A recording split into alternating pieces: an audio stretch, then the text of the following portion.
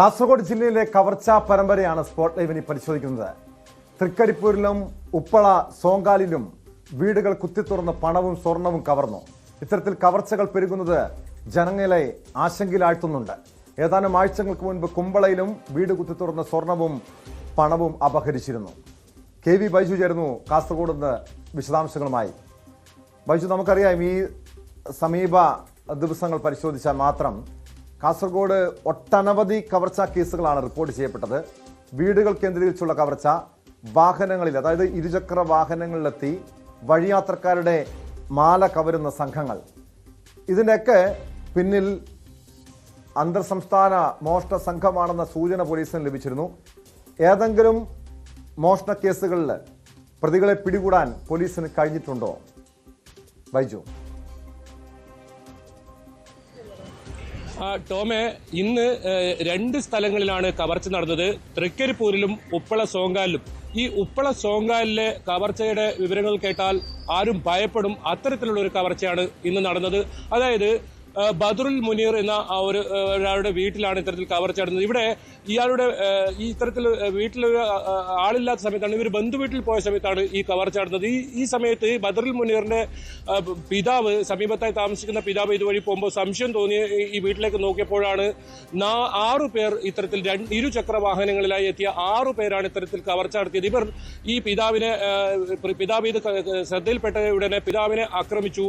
മാത്രമല്ല തോക്കു ചൂണ്ടുന്ന ഒരു സാഹചര്യം ഉണ്ടായി. എന്നിട്ട് ഇവർ ഈ ഇത്തരത്തിൽ 5 പവനും അതുപോലെ തന്നെ ഇവിടുന്ന് പണവും കവർന്ന് രക്ഷപ്പെടുന്ന ഒരു സാഹചര്യമാണ് ഉണ്ടായിരുന്നത്. എന്നാലും ഈ ഉപ്പള സോങ്കാൽ എന്ന് പറയുന്നത് കർണാടക അതിർത്തിയോട് പങ്കിടുന്ന ഒരു പ്രദേശമാണ്. ഈ കർണാടകയും അതുപോലെ തന്നെ മലയാളവും കലർന്ന ഭാഷയിലാണ് ഇവർ സംസാരിച്ചതെന്നാണ് ഇവർ പോലീസിന് നൽകിയിരിക്കുന്ന മൊഴി. എന്തായാലും ആരെയും ഭയപ്പെടുത്തുന്ന രീതിയിൽ 6 പേരടങ്ങുന്ന ഒരു സംഘം, അതും വൈകിട്ട് സന്ധ്യയ്ക്ക് 7:30ക്കാണ് ഈ കവർച്ച നടന്നത്. തൃക്കരിപ്പൂർ ആകട്ടെ രവീന്ദ്രൻ എന്ന് പറയുന്ന ആളുടെ വീട്ടിലാണ് ഇത്തരത്തിൽ കവർച്ച നടന്നത്. ഇവിടെ നിന്നും 5.5 പവൻ സ്വർണ്ണമാണ് കവർന്നത്. ഒപ്പം ഇവിടെ നിന്നും പണവും കവർന്നു. ഇവർ വീട്ടുകാർ ബംഗളൂരുവിലെ മകളുടെ വീട്ടിലേക്ക് പോയ സമയത്താണ് ഇത്തരത്തിൽ കവർച്ച നടന്നത്. എന്തായാലും നേരത്തെ ടോം സൂചിപ്പിച്ചതുപോലെ തന്നെ ഏതാനും ആഴ്ചകൾക്ക് മുൻപാണ് കുമ്പള ശാന്തിപ്പള്ളത്ത് 15.5 പവൻ ഇത്തരത്തിൽ കവർച്ച നടന്നത്. ഈ ഒരു കേസിനും ഇതുവരെ പോലീസിന് തുമ്പൊന്നും ഉണ്ടാക്കാൻ സാധിച്ചിട്ടില്ല. പ്രധാനമായും അന്തർ സംസ്ഥാന ബന്ധമുള്ള കുറ്റവാളികളാണ് ഇത്തരത്തിൽ കവർച്ച നടന്നത് എന്നുകൊണ്ട് തന്നെ പോലീസിന്റെ അന്വേഷണത്തിനും വലിയ പരിമിതിയുണ്ട്. ഏതാനും മാസങ്ങൾക്ക് മുമ്പാണ് ഉപ്പള സോങ്കാലിനടുത്ത് ഉപ്പള നഗരത്തിൽ ATM-ൽ നിറയ്ക്കാൻ കൊണ്ടുവന്ന 50 ലക്ഷം രൂപ, അതായത് 1/2 കോടിയോളം രൂപ തട്ടിയെടുക്കുന്ന ഒരു സംഭവം ഉണ്ടായത്. അത് പട്ടാപ്പകലായിരുന്ന ഒരു സംഭവം ഉണ്ടായത്. ഇതിലും ഇതുവരെ പ്രതികളെ പിടികൂടാൻ പോലീസിന് സാധിച്ചിട്ടില്ല. എന്തായാലും ഈ കവർച്ച ഇത്തരത്തിൽ പെരുകുന്നത് വലിയ അതാണ് ഏറെ ആശങ്കപ്പെടുത്തുന്ന കാര്യം ബൈജു. ഇത്രയും കവർച്ചകൾ പെരുകുമ്പോഴും പോലീസ് എന്തുകൊണ്ടാണ് ഉണരാത്തത്? സാധാരണ ജനങ്ങളുടെ ജീവന് തന്നെ ഭീഷണിയാകുന്ന രീതിയിൽ കാര്യങ്ങൾ മാറുന്നുണ്ട്. പലയിടങ്ങളിലും മോഷണത്തെ ചെറുക്കാൻ ശ്രമിക്കുമ്പോൾ ആളുകളെ, ജനങ്ങളെ ആക്രമിക്കുന്ന പ്രവണതകൾ പോലും ഈ സമീപകാലത്തുണ്ടായിരുന്നു. ഇത്രയും കവർച്ചകൾ ഉണ്ടായിട്ടും പോലീസിന്റെ വേണ്ട രീതിയിലുള്ള ഒരു പട്രോളിംഗ് അവിടെ നടക്കുന്നില്ലേ? അതോടൊപ്പം അറിയേണ്ടത്, ബൈജു സൂചിപ്പിച്ചു, 6 അംഗ സംഘമാണ് ഈ തൃക്കരിപ്പൂരിലെയും ഉപ്പളയിലെയും ഒക്കെ കവർച്ചയ്ക്ക് പിന്നിലെന്ന്. അതിന്റെ വിവരങ്ങളൊക്കെ പോലീസിന് ലഭ്യമായിട്ടുമുണ്ട്. ഇത് അന്തർ സംസ്ഥാന മോഷണ സംഘമാണെങ്കിൽ എങ്ങനെയാണ് ഈ വീട്ടിൽ ആളില്ല എന്ന കാര്യം ഇവർക്ക് മനസ്സിലാക്കാൻ കഴിഞ്ഞത്? പ്രാദേശിക സഹായം ലഭിച്ചിട്ടുണ്ടോ? ഈ സമീപത്തുള്ള ആളുകളാണോ ഇതുമായി ബന്ധപ്പെട്ട വിവരങ്ങൾ നൽകിയത്? അതല്ലെങ്കിൽ ഈ കവർച്ചയിൽ ഈ സമീപത്തുള്ള ആളുകൾക്ക് പങ്കുണ്ടോ? അങ്ങനെ എന്തെങ്കിലും തുമ്പ് പോലീസിന് ലഭ്യമായിട്ടുണ്ടോ ബൈജു?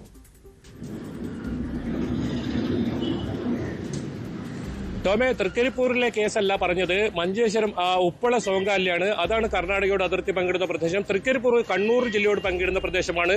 ഈ ഉപ്പള സോങ്കാലാണ് ഇത്തരത്തിൽ ഇരുചക്ര വാഹനത്തിൽ 2 ബൈക്കുകളിലായി എത്തിയ 6 പേർ ഇത്തരത്തിൽ കവർച്ച നടത്തിയത്. ഇവരെ കൃത്യമായി വീട്ടുകാർ ഇവരുടെ കാണുന്നുണ്ടായിരുന്നു. എന്തായാലും CCTV ദൃശ്യങ്ങൾ കേന്ദ്രീകരിച്ച് പരിശോധന നടക്കുന്നുണ്ട്.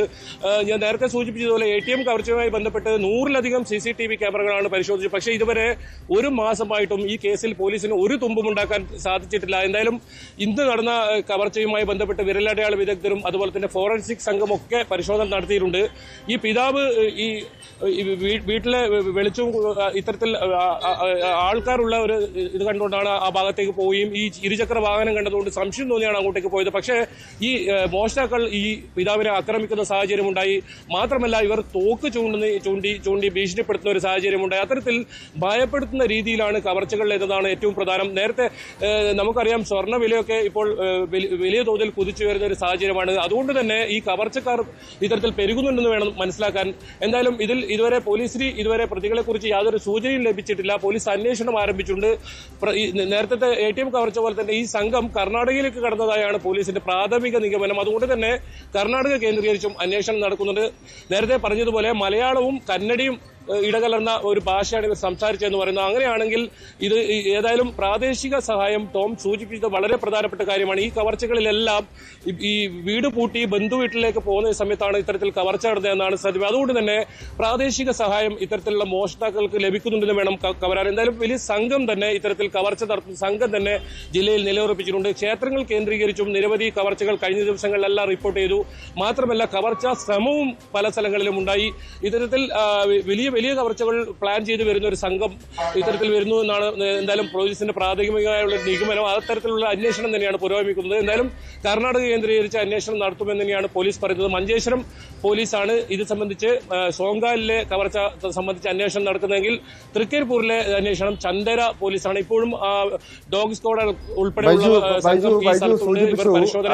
ഈ സമീപ ദിവസങ്ങളിൽ അവിടെ നടന്ന കവർച്ചകളെ കുറിച്ച്, അതോടൊപ്പം ഈ ഏറ്റവും കൂടുതൽ ആളുകളെ സംബന്ധിച്ച് ഭീതിയിലാഴ്ത്തിയ സംഭവങ്ങൾ, അതായത് പുറത്തിറങ്ങാൻ പോലും ഭയപ്പെടുന്ന സാഹചര്യം ഉണ്ടായത്, ഇരുചക്ര വാഹനങ്ങളിലെത്തി കവർച്ച നടത്തുന്ന സംഭവങ്ങൾ ഈ കാസർഗോഡ് കുമ്പള കേന്ദ്രീകരിച്ച് വലിയ രീതിയിൽ വർദ്ധിച്ചിരുന്നു. അതായത് കഴിഞ്ഞ ഒരു മാസം മാർച്ച് മാസത്തിൽ മാത്രം 10-ലധികം സമാനമായ രീതിയിലുള്ള കവർച്ചകൾ റിപ്പോർട്ട് ചെയ്തിരുന്നു. ആ കേസുകളിലൊക്കെ പ്രതികളിലേക്ക് എത്താൻ പോലീസിന് കഴിഞ്ഞിരുന്നു. അത് കർണാടക കേന്ദ്രീകരിച്ചുള്ള മോഷണ സംഘമായിരുന്നതിന് പിന്നിലെന്ന് പറഞ്ഞിരുന്നു. കവർച്ച ചെയ്ത ബൈക്കിലെത്തിയാണ്, അതായത് മോഷ്ടിച്ച ബൈക്കിലെത്തിയാണ് കവർച്ച നടത്തിയതെന്നും പോലീസിന് വിവരങ്ങൾ ലഭിച്ചിരുന്നു. ആ കേസുകളുടെ അന്വേഷണം എങ്ങനെയാണ് ഇപ്പോൾ നീങ്ങുന്നത്?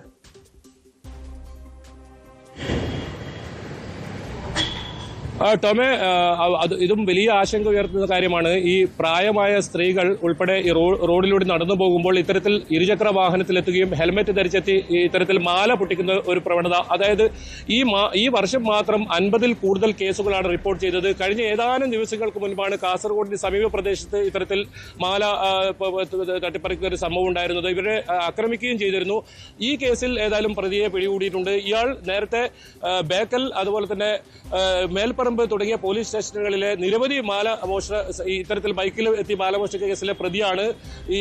ഈ 15 കേസുകളിൽ ഇത്തരത്തിൽ പ്രതിയായ ഇയാളെ അറസ്റ്റ് ചെയ്തിട്ടുണ്ട്. എന്നാലും ഇപ്പോഴും ബൈക്കിലെത്തി മാല പൊട്ടിക്കുന്ന സംഭവവുമായി ബന്ധപ്പെട്ട് ഇനിയും ഇത്തരത്തിൽ കേസ് തെളിയിക്കാതെ കിടക്കുന്നുണ്ട്. അന്ന് CCTV പരിശോധിച്ചതിൽ നിന്നാണ് ഇയാളെ കൃത്യമായി മനസ്സിലാക്കാൻ സാധിച്ചത്.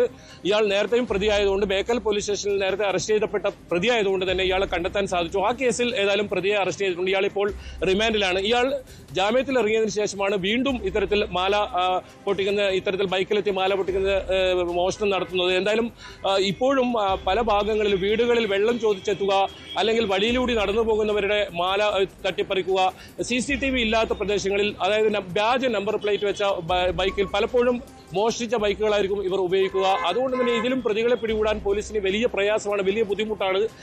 നേരത്തെ പറഞ്ഞ കേസിൽ 15 കേസ് ഇത്തരത്തിൽ വന്നപ്പോഴാണ് പോലീസ് പ്രത്യേക ടീമിനെ ഉണ്ടാക്കി അന്വേഷണം നടത്തിയ നിരവധി CCTV ക്യാമറകൾ പരിശോധിച്ചതിൽ നിന്ന് ആ പ്രതി പിടിയിലാകുന്നത്. അതേ പ്രതി ജാമ്യത്തിൽ ഇറങ്ങിയതിനു ശേഷം ഏതാനും ദിവസങ്ങൾക്ക് മുൻപാണ് കാസർഗോഡിന് സമീപം ബാങ്കിലേക്ക് പോവുകയായിരുന്ന കൗസല്യ എന്ന് പറയുന്ന ഒരു അമ്മയുടെ കഴുത്തിൽ നിന്ന് ഇത്തരത്തിൽ മാല പൊട്ടിച്ച് കടന്നളഞ്ഞത്. ഇതെല്ലാം ആ കേസിൽ പ്രതി ഇപ്പോൾ പിടിയിലായിട്ടുണ്ട്. ഇയാളിപ്പോൾ ജയിലിലാണ്.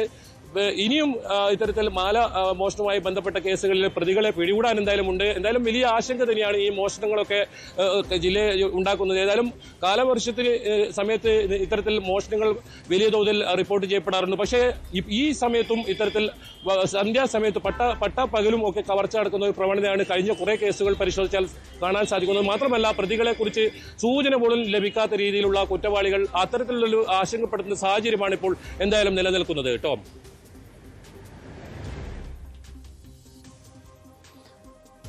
വ്യക്തമാണ്. KV ബൈജു ആണ് വിവരങ്ങൾ നൽകിയത്. പോലീസ് പ്രത്യേക അന്വേഷണ സംഘത്തെ രൂപീകരിച്ച് അന്വേഷണം നടത്തുന്നുണ്ടെങ്കിലും പല കേസുകളിലും ഇതുവരെയും പ്രതികളെ പിടികൂടാൻ കഴിയാത്തതാണ് നാട്ടുകാരെ സംബന്ധിച്ച് ആശങ്കയിലാഴ്ത്തുന്ന കാര്യം. ഒരു കാര്യം ഓർക്കുക, ഇന്ന് ഒരു പവൻ സ്വർണത്തിന്റെ വില 54,040 രൂപയാണ്. നമ്മളൊക്കെ വീട്ടിൽ സ്വർണം സൂക്ഷിക്കുന്നവരാണ്, അങ്ങനെ ഒരു പൊതു സ്വഭാവം മലയാളിക്കുണ്ട്. പക്ഷേ ഇത്തരത്തിൽ സ്വർണത്തിന് വില കുതിച്ചുയരുമ്പോൾ വീട്ടിൽ സ്വർണം വയ്ക്കുന്നത് വലിയ രീതിയിൽ അപകടം ക്ഷണിച്ചു വരുത്താം. കള്ളന്മാർ, കവർച്ചാ സംഘങ്ങൾ വ്യാപകമായ രീതിയിൽ പല മേഖലകളിലും ഇറങ്ങിയിട്ടുണ്ട്. ഇതര സംസ്ഥാനക്കാർ അതിന് പിന്നിലുണ്ട്. പ്രാദേശിക സഹായം അവർക്ക് ലഭിക്കുന്നുണ്ട്. ഇങ്ങനെ വീട് പൂട്ടി പുറത്തു പോകുന്ന സ്ഥലങ്ങൾ കേന്ദ്രീകരിച്ചാണ്, അങ്ങനെയുള്ള വീടുകൾ കേന്ദ്രീകരിച്ചാണ് കവർച്ച നടത്തുന്നത്. സ്വയം ജാഗ്രത പുലർത്തുക, വീടുകളിൽ സ്വർണം സൂക്ഷിക്കാതിരിക്കുക, വലിയ രീതിയിലുള്ള തൂക്കമുള്ള സ്വർണ്ണാഭരണങ്ങൾ ധരിക്കാതിരിക്കുക. കാരണം ഇത്തരം അപകടം പതിയിരിക്കുന്നുണ്ടെന്ന് തിരിച്ചറിയുക.